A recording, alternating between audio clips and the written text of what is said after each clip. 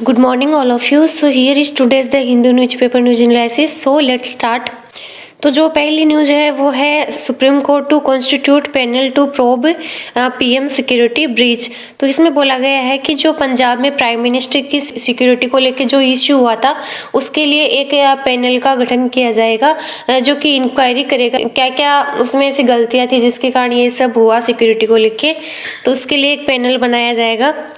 और जो second news है वो है कि जो गाजियाबाद है वो मोस्ट पोल्यूटेड सिटी है और ये कहा गया है जो national clean air programme report है उसमें कहा गया है। और जो दिल्ली है वो सेकंड स्पॉट है with highest particulate matter 2.5 level के साथ में। तो ये ध्यान रखिएगा कि जो मोस्ट पोल्यूटेड सिटी है वो गाजियाबाद है। और जो नेशनल क्लीन एयर प्रोग्राम है उसके बारे में हम देख लेते हैं। तो जो नेशनल क्लीन एयर प्रोग्राम है इसे लॉन्च किया गया था 2019 में और यह आता है ministry of environment forest and climate change के अंडर में। तो ये ध्यान रखिएगा।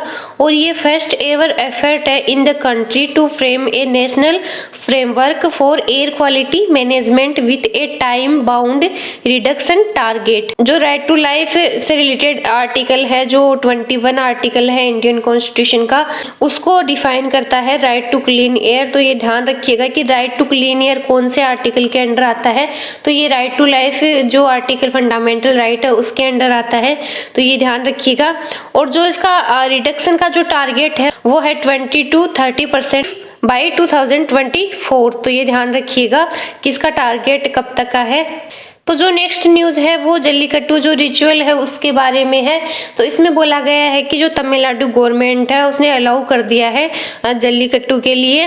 तो जल्लीकट्टू को लेके कई बार इसको क्रिटिसाइज किया जाता है क्योंकि जब एक बैल को भीड़ में छोड़ा जाता है तो उसके कारण कई लोगों की डेथ हो जाती है, कई लोगों को इंजरी आती है। तो इसके कारण ये जो रिचुअल है इसका क्रिटिसिज्म भी किया जाता है। और ये रिलेटेड है जो पोंगल फेस्टिवल है उससे रिलेटेड है। जो नेक्स्ट न्यूज़ है वो armed forces special power act के बारे में बात करती है। तो इसका जो स्टैटिक पोर्शन है वो हम देख लेते हैं। तो जो armed forces special power act है वो लाया गया था 1958 में। ये ध्यान रखिएगा जो कि अलाउ करता है सोल्जर्स को टू ओपन फायर और use force that can even result in death against any person who is in any contravention of any law in A disturbed area. तो इसमें जो है वो सोल्जर को पावर दी जाती है। तो ये ध्यान रखिएगा। और एक चीज ध्यान रखिएगा ये जहाँ पे लागू होता है तो इसका मतलब ये नहीं है कि वो वहाँ पे परमानेंट लागू रहेगा, उसको हटाया भी जा सकता है और दोबारा लागू भी किया जा सकता है। तो जो अगली न्यूज है वो है rape punishable but marital relationship is different. तो ये बोला गया है दिल्ली हाई कोर्ट के द्वारा कि जो रेप है वो पनिशेबल है लेकिन जो मैरिटल रिलेशनशिप है वो डिफरेंट है, ऐसा बोला गया है। तो इसमें जो सेक्शन है 375 ऑफ आईपीसी तो उसमें बोला गया है कि जो अनविलिंग सेक्स है उसको एज ए रेप की कैटेगरी में रखा जाएगा। तो ये बोला गया है जो सेक्शन 375 है आईपीसी का उसमें। तो ये ध्यान रखिएगा।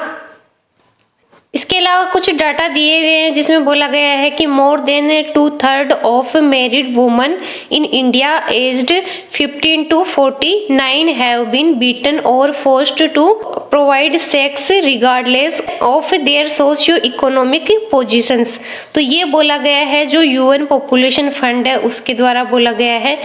और जो नेक्स्ट है वो जो international man and gender equality survey है जो 2011 का उसमें बोला गया है कि 1 in 5 मैन है फोर्स्ड हिज वाइफ और पार्टनर टू हैव सेक्स। इसके अलावा जो 104 कंट्रीज है उन्होंने मैरिटल रेप को एज ए क्रिमिनल कैटेगरी में रखा है, यानी कि वहां पे जो मैरिटल रेप है उसको क्रिमिनलाइज कर दिया गया है। इसके अलावा जो इंडिया, सऊदी अरेबिया, पाकिस्तान और चाइना है वो ऐसी कंट्री है जहाँ पे जो मैरिटल रेप है उसको क्राइम की कैटेगरी में नहीं रखा जाता है। तो ये ध्यान रखिएगा। तो जो नेक्स्ट न्यूज है वो है 2 लाख मोर गोट जॉब्स इन 9 सेक्टर्स। ये बोला गया है जो गवर्नमेंट सर्वे के द्वारा। तो इसमें जो सबसे ज्यादा जॉब दी गई है वो है मैन्युफैक्चरिंग सेक्टर में, सेकेंड नंबर पर एजुकेशन सेक्टर में, थर्ड नंबर पर हेल्थ और जो फोर्थ नंबर पे आईटी बीपीओज में और फिफ्थ नंबर पे trade transport, financial service, hotel and restaurants और कंस्ट्रक्शन। जो टॉप 3 जो सेक्टर्स है उनको आप याद रख सकते हैं। तो उनमें पहला है मैन्युफैक्चरिंग, सेकंड है एजुकेशन एंड थर्ड है हेल्थ। तो आप इसे मेहक के नाम से याद रख सकते हैं। एम से हो गया मैन्युफैक्चर, ई से हो गया एजुकेशन, एच से हो गया हेल्थ। तो जो नेक्स्ट न्यूज है उसमें बोला गया है कि जो फिल्म है power of the dog and west side story, उनको टॉप फिल्म प्राइज दिया गया है। तो ये दोनों जो फिल्म है उनके नाम आप ध्यान रखिएगा। इसके अलावा जो विल स्मिथ और निकोल किडमैन है उनको बेस्ट एक्टर के लिए प्राइज दिया गया है, तो ये ध्यान रखिएगा। तो आगे एडिटोरियल्स है, तो ये वाला एडिटोरियल बात करता है इंडिया की सिक्योरिटी के बारे में, जिसमें जो मैरीटाइम सिक्योरिटी है उसको लेके इंडिया की जो नेबरहुड पॉलिसी है उसके बारे में बात करता है। तो इसमें जो इम्पोर्टेंट जो भी ऑर्गेनाइजेशन वगैरह दे रखे हैं तो उसके बारे में हम देख लेते हैं। तो इसमें जो फर्स्ट ऑर्गेनाइजेशन दे रखा है उसे बोला जाता है नाटो, यानी कि नॉर्थ अटलांटिक ट्रीटी ऑर्गेनाइजेशन, और इसे नॉर्थ अटलांटिक अलायंस के नाम से भी जाना जाता है। और ये एक तरह का इंटर गवर्नमेंटल मिलिट्री अलायंस है और इसे साइन किया गया था 4 अप्रैल 1949। हेडक्वार्टर है वो है ब्रुसेल्स, बेल्जियम में। जो मोस्ट रिसेंट मेंबर इसमें ऐड हुआ है वो है नॉर्थ मैसेडोनिया, जो कि ऐड हुआ है 2020 में, तो ये ध्यान रखिएगा। और जो सेक्रेटरी जनरल है वो है जेन्स स्टोल्टेनबर्ग, तो ये ध्यान रखिएगा। और जो एक और इम्पोर्टेंट ऑर्गेनाइजेशन इसमें दे रखा है वो है संघाई कॉर्पोरेशन ऑर्गेनाइजेशन, जिसे बोला जाता है एससीओ, और इसे संघाई पैक्ट के नाम से भी जाना जाता है। और ये एक तरह का Eurasian political, economic and security alliance है, और ये वर्ल्ड्स लार्जेस्ट रीजनल ऑर्गेनाइजेशन है इन जियोग्राफिक स्कोप एंड पॉपुलेशन, जो कि कवर करता है जो 3/5 ऑफ द यूरेशियन कॉन्टिनेंट, और जो 40% ऑफ वर्ल्ड पॉपुलेशन है वो कवर करता है जो एससीओ है। जो ग्लोबल जीडीपी है उसका जो 20% है वो कवर किया जाता है एससीओ के द्वारा, तो ये ध्यान रखिएगा। और इसे बनाया गया था 2001 में, तो ये ध्यान रखिएगा। और अगर बात करें जो एससीओ है उसके मेंबर्स की, तो उसमें है China, India, Kazakhstan, Kyrgyzstan, Pakistan, Russia, Tajikistan, Uzbekistan, तो ये ध्यान रखिएगा।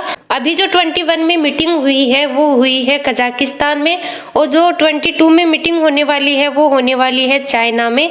और इसके अलावा आप एक चीज ध्यान रखिएगा, जो इंडिया और जो पाकिस्तान है उन्होंने एससीओ को ज्वाइन किया था 2017 में, तो ये ध्यान रखिएगा। जो और ऑर्गेनाइजेशन दे रखे हैं इंपॉर्टेंट, उनमें है सागर। तो सागर की फुल फॉर्म आपसे पूछी जा सकती है, जो है security and growth for all in the region, तो ये ध्यान रखिएगा। ये इनिशिएटिव है इंडिया का जो स्टार्ट किया गया था 2015 में, और ये बात करता है जो मैरीटाइम सिक्योरिटी है उसके बारे में, तो ये ध्यान रखिएगा।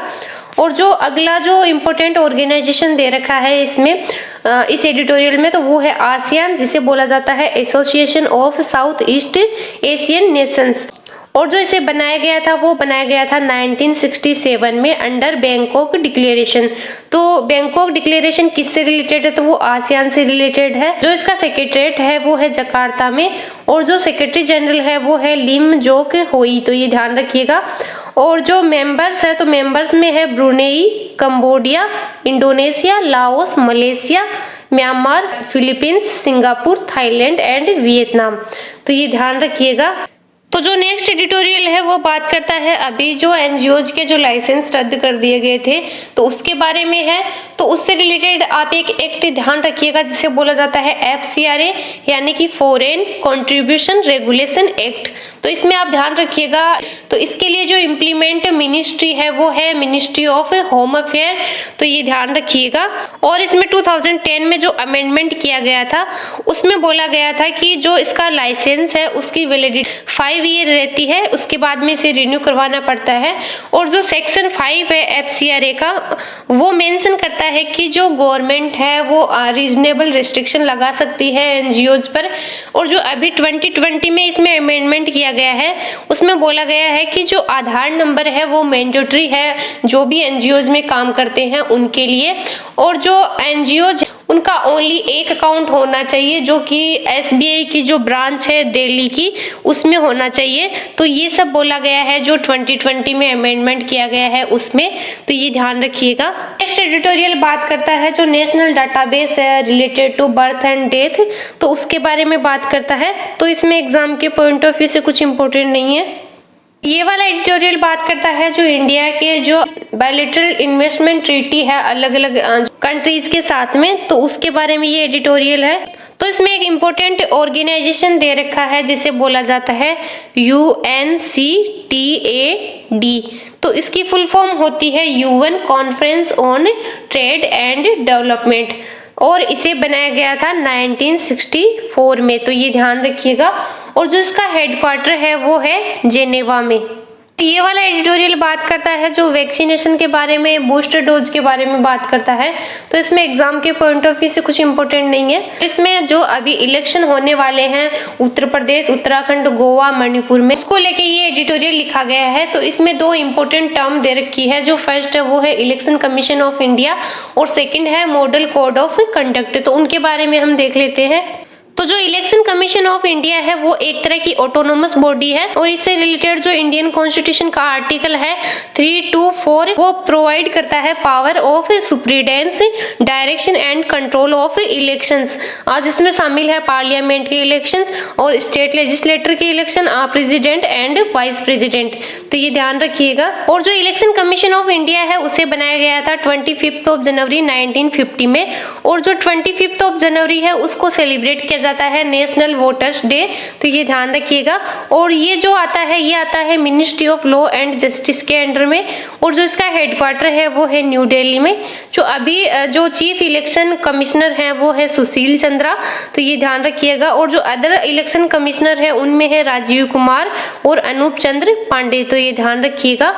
और अगर बात करें चीफ इलेक्शन कमिश्नर को हटाने की, उनको हटाया जाता है similar to the removal of a जज ऑफ द सुप्रीम कोर्ट, जिसके लिए जरूरी है resolution passed by the parliament of India a 2/3 majority in both the Lok Sabha and Rajya Sabha on the ground of proved misbehaviour और इनकेपेसिटी। तो ये ध्यान रखिएगा। अदर इलेक्शन कमिश्नर हैं उनको हटाया जाता है, चीफ इलेक्शन कमिश्नर है उनके द्वारा रिकमेंडेशन दी जाती है प्रेसिडेंट को, तो उसके आधार पर इन दोनों को हटाया जाता है। तो ये ध्यान रखिएगा। तो इसमें एक और इम्पोर्टेंट टर्म दे रखी है जिसे बोला जाता है मॉडल कोड ऑफ कंडक्ट। तो ये एक तरह का सेट होता है गाइडलाइंस का issued by the Election Commission of India to regulate political parties and candidate prior to election, और ये लागू हो जाता है from the date on which election schedule is announced. और ये लागू रहता है जब तक कि जो इलेक्शन के रिजल्ट है वो नहीं आ जाते। इसके अलावा जो फर्स्ट टाइम ये मॉडल कोड ऑफ कंडक्ट लाया गया था वो लाया गया था 1960 में केरला में। उसके बाद में जो लोकसभा के इलेक्शन हुए थे 1962 में, तो उसमें लाया गया था। तो ये ध्यान रखिएगा। सो आज का लेक्चर यहीं कंप्लीट करते हैं। वीडियो अच्छी लगी तो लाइक कीजिएगा, शेयर कीजिएगा और चैनल को सब्सक्राइब कीजिएगा।